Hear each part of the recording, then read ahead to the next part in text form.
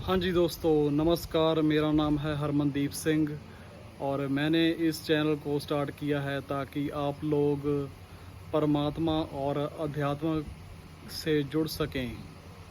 तो मैंने ये चैनल आपको परमात्मा और अध्यात्म सिखाने के लिए शुरू किया है। तो आज का हमारा जो वीडियो का टॉपिक है कि हमें मांस, अंडा या और किसी भी जीव को हमें क्यों नहीं खाना चाहिए। क्योंकि हर एक जो जीव है उसमें, हर एक जानवर में जो आत्मा है, जो आत्मा उसके शरीर में सांस ले रही है, हमारे शरीर में भी आत्मा सांस ले रही है। वो आत्मा परमात्मा की अंश है, मतलब कि वो परमात्मा का हिस्सा है। जैसे हम समुंदर के पानी को एक गिलास में निकाल लेते हैं तो पानी ही रहेगा, चाहे हम उसको गिलास में निकाल लें अलग से समुंदर में से, चाहे वो समुंदर में पड़ा हो, पानी तो पानी ही रहेगा। तो इसीलिए हमारे शरीर में भी हमारी आत्मा सांस ले रही है, वैसे ही जानवरों के शरीर में भी आत्मा उनकी सांस ले रही है। आत्मा परमात्मा का अंश है। तो अगर हम किसी जानवर को खा रहे हैं या मार रहे हैं, इसका मतलब है कि हम परमात्मा को मार रहे हैं, परमात्मा को दुख दे रहे हैं। तो इसीलिए परमात्मा ने धरती पर कर्म का संविधान बनाया है। जो जैसा किसी के साथ करेगा उसको वैसा ही फल प्राप्त होगा भविष्य में। तो अगर हम किसी के साथ अच्छा करेंगे तो हमको भी हमारे भविष्य में अच्छा फल मिलेगा। अगर हम किसी के साथ बुरा करते हैं, किसी को मारते हैं या गाली गलौज करते हैं, या किसी भी जीव को, हम किसी जीव की हत्या या किसी भी इंसान की हत्या करते हैं, उसके शरीर पे हम उसको दुख देते हैं, कष्ट देते हैं, तो भविष्य में हमको अपने कर्मों का फल हमें भी मिलेगा। बुरे कर्मों का फल हमेशा बुरा ही होता है। तो जैसे कि हमारे व्यापार में, हमारे कामकाज में हमारा व्यापार नहीं चलता, हमें नुकसान हो जाता है, घाटा पड़ जाता है, हमारे शरीर पर दुख आते हैं, बीमारियां आती हैं। वो इसीलिए आती हैं क्योंकि हम दूसरे जीवों को, जानवरों को दुख पहुंचाते हैं, उनको खाते हैं, उनको मारते हैं। तो इसीलिए जो वेद शास्त्र हैं, श्री गुरु ग्रंथ साहब हैं और गीता है, उनमें ये साफ साफ लिखा गया है कि हमें जीव हत्या नहीं करनी है और किसी भी इंसान को या किसी भी जानवर को हमें मारना नहीं है और हमें जानवरों को खाना नहीं है। तो अध्यात्म के रास्ते में यही शर्तें होती हैं कि हमें मांस नहीं खाना है किसी जीव का और अंडा नहीं खाना है। अरे इसके विपरीत अगर हम अच्छे कर्म करते हैं, किसी भी जीव जंतु को खाना खिलाते हैं, उनकी सेवा करते हैं, या किसी गरीब मनुष्य की सेवा करते हैं, उसको पैसे के द्वारा मदद करते हैं, या किसी और तरीके द्वारा हम उसकी सहायता करते हैं, उसके लिए हम अच्छा कर्म करते हैं, तो भविष्य में हमें उस अच्छे कर्म का, उसका भी फल हमें ज़रूर मिलेगा। अच्छे कर्मों का फल हमें सुख मिलेगा और परमात्मा हमें हमारे जो कामकार हैं, जो हमारे बिज़नेस हैं, उसमें बहुत ही वृद्धि लाएगा। तो हमें जो तरक्की बहुत ज़्यादा मिलेगी हमारे अच्छे कर्मों के लिए।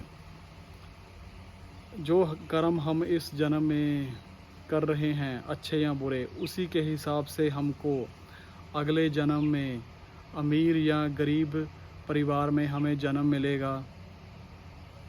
और जो हमारे शरीर की काया है, जो हमारी बॉडी है, इसका गोरापन या कालापन, या इसका शरीर का सुंदर होना, या बस हमारे चेहरे का बदसूरत होना, सुंदरता और कुरूपता, ये हमारे कर्मों के हिसाब से ही हमको परमात्मा ने दिया है। अगर हम अच्छे कर्म करेंगे, बहुत अच्छे कर्म करेंगे, दूसरों का, सबका भला करेंगे, तो परमात्मा हमें अगले जन्म में अमीर घर में जन्म देगा और हमारी ज़िंदगी राजा और शहंशाहों जैसी होगी।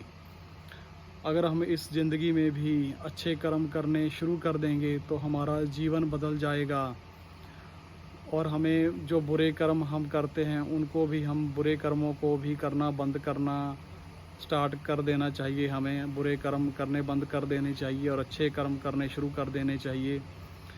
अच्छे कर्मों का फल हमें इस जन्म में भी मिलेगा, ज़रूर मिलेगा।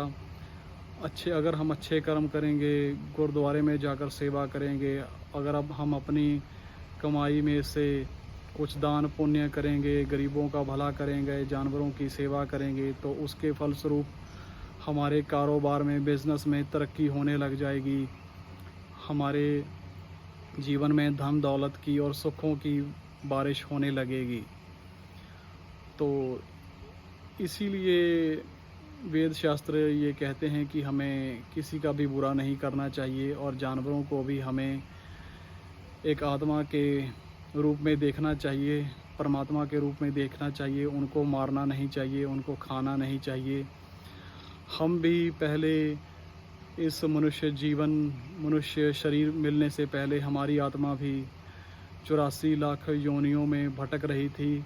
हम भी इस मनुष्य शरीर लेने से पहले हम भी जानवर थे। हमें ये जो मनुष्य शरीर मिला है, ये 84 लाख जोनियाँ भुगतने के बाद मिला है।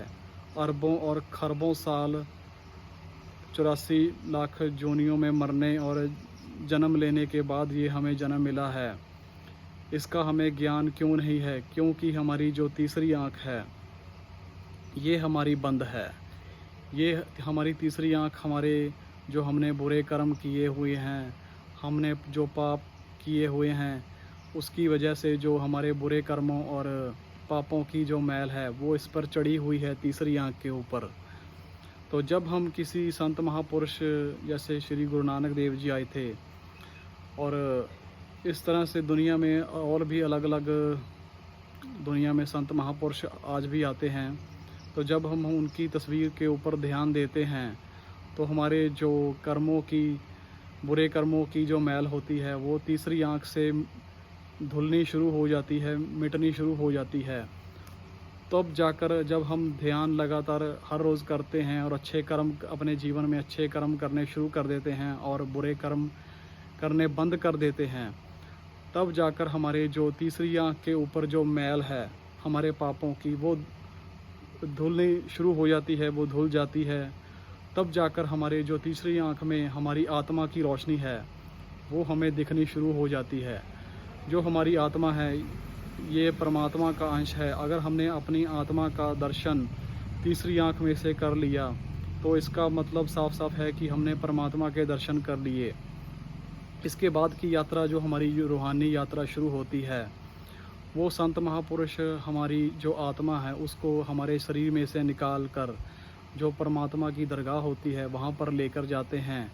और रास्ते में जब हमारी आत्मा आकाश में उड़ती है तो इस ब्रह्मांड को देखती है अपने रूहानी सफ़र में, हमें देवी देवते भी दिखने शुरू हो जाते हैं, भूत जिन, और ये नरक और स्वर्ग, मौत के बाद की जो ज़िंदगी है इसके बारे में भी हमें समझ लगने शुरू हो जाती है।